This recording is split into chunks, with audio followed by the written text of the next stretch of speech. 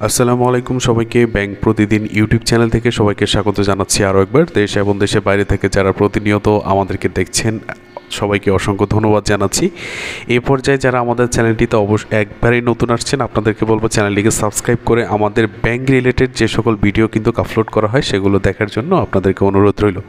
তাই অবশ্যই আপনারা চেষ্টা করবেন যে আমাদের চ্যানেলটি সাবস্ক্রাইব করে আপনাদের যে মোবাইল রয়েছে সেই মোবাইল ডিভাইসটিতে আমাদের প্রত্যেক দিনে যে নতুন আপডেট করা ভিডিও আপলোড করা হবে সেগুলো যেন নোটিফিকেশন হিসেবে আপনারা পেয়ে যান।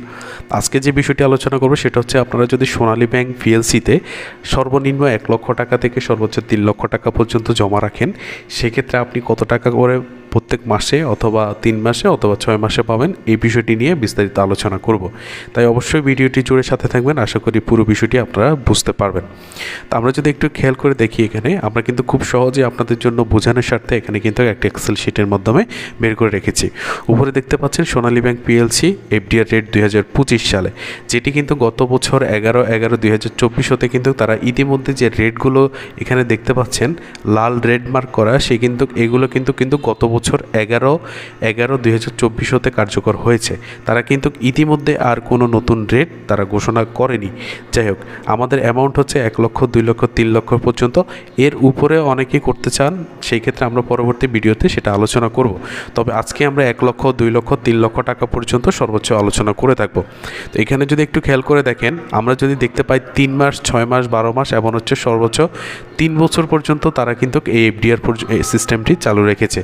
এবং 3 মাসের জন্য তারা 8.25% এবং 6 মাসের জন্য 8.50%, আর 12 মাস 1 বছরের জন্য 8.75 এবং 36 মাসের জন্য মানে 3 বছরের জন্য তারা 8.75% মুনাফা দিচ্ছে। এখন আপনি আমাদেরকে প্রশ্ন করতে পারেন যে এই যে রেটগুলো সেগুলো আমরা কোথা থেকে পেয়েছি।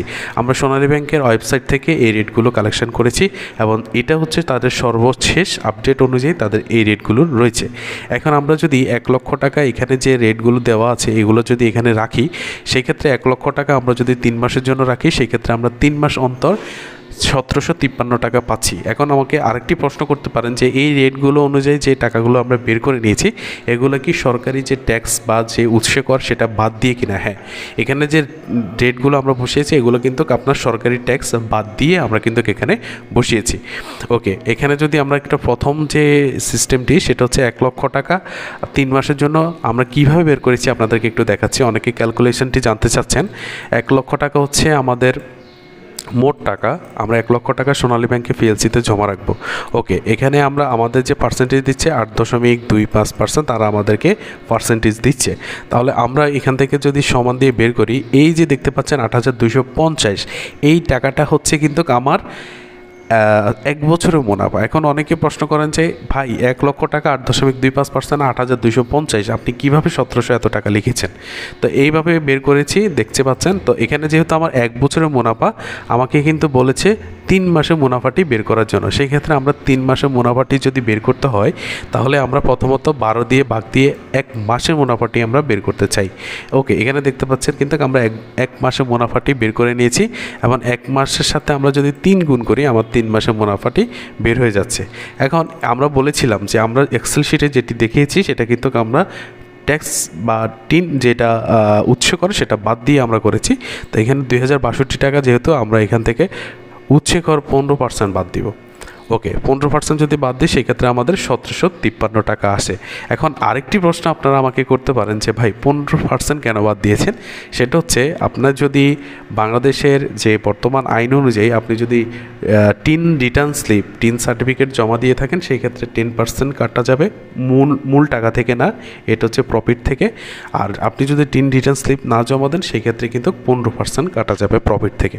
ওকে, এবার 1 লক্ষ টাকা যেহেতু 3 মাসের জন্য জমা রাখলে 1,753 টাকা পাচ্ছি, 6 মাসের জন্য জমা রাখলে 4,091 টাকা, 1 বছরের জন্য জমা রাখলে আপনি পাচ্ছেন 7,438 টাকা এবং 1 লক্ষ টাকা আপনি যদি 3 বছর পর্যন্ত সর্বোচ্চ জমা রাখেন আপনি পাচ্ছেন 22,313 টাকা।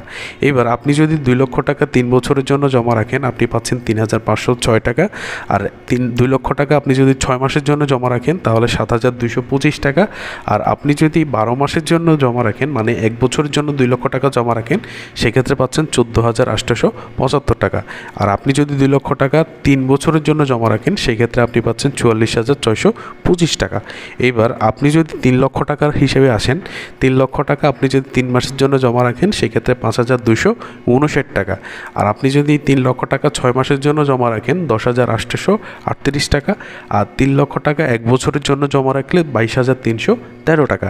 আর আপনি যদি 3 লক্ষ টাকা 3 বছরের জন্য জমা রাখেন তাহলে 66,938 টাকা। এখন আরও কিছু প্রশ্ন আপনাদের পক্ষ থেকে আমি নিজেকেই করছি, সেটা হচ্ছে আপনি যদি 3 মাসের জন্য করে এই যে লাভগুলো সেটা উঠিয়ে নেন, পরবর্তী 3 মাস কি অটোমেটিক্যালি চলবে? জি, এই 3 মাসের টাকা আপনি চাইলে এই যে লাভগুলো সে লাভগুলো শুধুমাত্র নিয়ে যেতে পারবেন। আর বাকি যে 1 লক্ষ টাকা এগুলো কিন্তু স্বয়ংক্রিয়ভাবে বা অটোমেটিক্যালি কিন্তু পরবর্তী 3 মাসের জন্য আপডেট হতে থাকবে। আর আপনি যদি 1 বছরের জন্য করে 6 মাস বা 3 মাসের মাথায় ভাঙতে পারবেন কি না সে বিষয়টি আমাদের কাছে জানতে চান, সেটা বলবো যে হ্যাঁ, ব্যাংক কিন্তু আপনাকে চাইবা মাত্র টাকা দিতে বাধ্য। তবে এখানে একটি প্রশ্ন হচ্ছে, যদি আপনি 1 বছরের জন্য করে 6 মাসের মাথায় ভেঙে ফেলেন সেই ক্ষেত্রে কিন্তু আপনি যে লাভটি পাওয়ার কথা ছিল সেই লাভটি কিন্তু পাচ্ছেন না। এটাই হচ্ছে পার্থক্য। এবার আমরা দেখব যে সোনালী ব্যাংক পিএলসিতে আপনি যদি এই আপডেটটি করতে হয় সেক্ষেত্রে কী করতে হবে। সোনালী ব্যাংকের পিএলসিতে এই আপডেটটি করতে হলে আপনাকে অবশ্যই সোনালী ব্যাংকের যে কোনো শাখা, উপশাখা অথবা এজেন্ট ব্যাংকে যেতে হবে।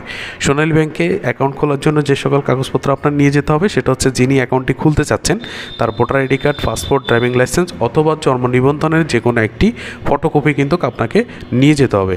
গ্রাহকের পাসপোর্ট সাইজের 2 কপি ছবি আপনাকে অবশ্যই নিতে হবে। আর নমিনি যাকে দিচ্ছেন, গ্রাহক যাকে নমিনি দিবে তার voter ID card, passport, driving licence অথবা জন্ম নিবন্ধন, এই 4টি ডকুমেন্টসের যে কোনো একটি ডকুমেন্টস কিন্তু গ্রাহককে অবশ্যই নিয়ে যেতে হবে।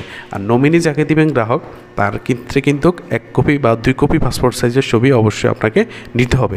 আরেকটি কথা বলে রাখছি, গ্রাহক যিনি অ্যাকাউন্ট খুলবেন সেই ক্ষেত্রে কিন্তু গ্রাহকের অবশ্যই সদ্য তোলা, মানে আপনি যখন যাবেন তার 1 দিন বা 2 দিন পূর্বে যে ছবিটি তুলেছেন সেই ছবিটি কিন্তু অবশ্যই নিয়ে যেতে হবে। এখন অ্যাকাউন্ট খোলার বিষয়ে আরেকটি বিষয় গুরুত্বপূর্ণ, অনেকের কাছে ভোটার আইডি কার্ড নেই কিন্তু পাসপোর্ট আছে, তারা পাসপোর্ট দিয়ে করতে পারবে। কিন্তু অনেকের কাছে ভোটার আইডি কার্ড, পাসপোর্ট যদি না থাকে সেই ক্ষেত্রে অনেকে চিন্তা করে যে জন্ম নিবন্ধন দিয়ে করা যাবে কি না।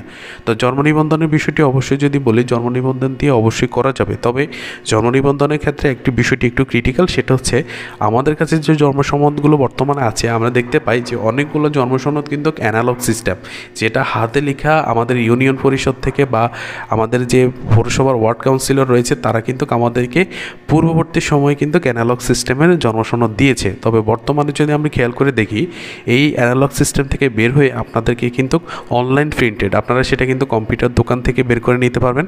আপনাদের যে এনআইডি জন্মসনদের যে নাম্বারটি আছে সেই নাম্বারটা দিয়ে আপনারা কিন্তু বর্তমানে চাইলে আপনারা বের করে নিতে পারেন। এছাড়াও আপনারা ইউনিয়ন পরিষদে গিয়ে সেক্ষেত্রে ডিজিটাল যেটা জন্ম নিবন্ধন আছে সেই জন্ম নিবন্ধনটি বের করে নিতে হবে।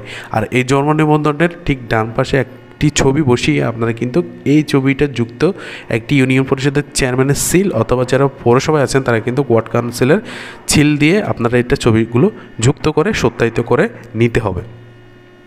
তো আশা করি পুরো বিষয়টি বুঝতে পেরেছেন। সবাইকে অসংখ্য ধন্যবাদ জানিয়ে বিদায় নিচ্ছি। দেখা হচ্ছে পরবর্তী কোনো ভিডিওতে। সে পর্যন্ত সবাই ভালো থাকবেন, সুস্থ থাকবেন। আসসালামু আলাইকুম ওয়া রাহমাতুল্লাহ।